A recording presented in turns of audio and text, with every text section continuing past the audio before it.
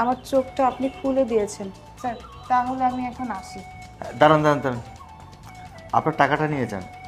না স্যার, এই 5,000 টাকা আমার লাগবে না, বরং মাস শেষে এই 5,000 টাকা আপনি আমার বাবার হাতেই দিয়েন।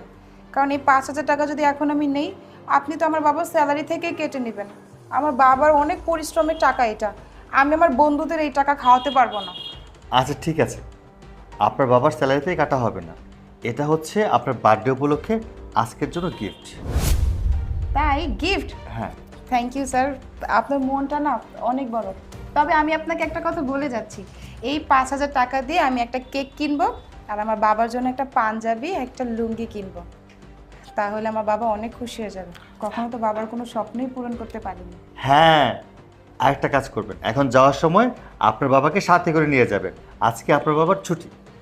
আচ্ছা ঠিক আছে, ধন্যবাদ স্যার আপনাকে। চলো।